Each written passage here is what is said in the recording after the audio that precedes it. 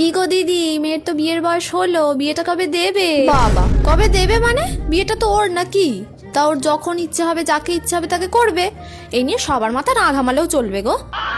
আমার মেয়েকে? হ্যাঁ, দেখতেই পারো, ওর অনেক ছেলে বন্ধুও আছে। আর এ তেমন অবাক হওয়ার কি আছে? হ্যাঁ, একটা ছেলে আর একটা মেয়ে একটা ভালো বন্ধুও হতে পারে। কোন আদিকালে সব মানসিকতা নিয়ে পড়ে আছো তোমরা, বুঝি না বাবা। যাই বলো দিদি, তুমি কিন্তু তোমার মেয়েকে অনেক ছাড় দিয়ে রেখেছো। এটাকে ছাড় দেয়া বলে না গো, এটাকে না ভরসা আর বিশ্বাস বলে, যেটা আমার মেয়ের ওপর আমার আছে। আর আমার মেয়ে তো আমি ঠিক বুঝে নেবো, তুমি এত না ভাবলেও চলবে।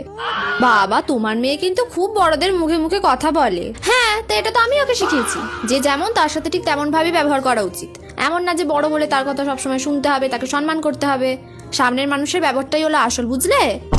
কি রে, কি হয়েছে? আমার মন খারাপ করে বসে আছিস কেন? ব্রেকআপ হয়ে গেছে? তা ব্রেকআপ হয়েছে, তারপর মন খারাপ করে থাকার কি আছে? হ্যাঁ, দেখ, পৃথিবীতে সবসময় যে সবাই থেকে যাবে এমন কিন্তু কোনো কথা নেই, ঠিক আছে? আর আমার মেয়েকে এরকম মন খারাপ করে থাকতে দেখো আমার কিন্তু একদম ভালো লাগে না।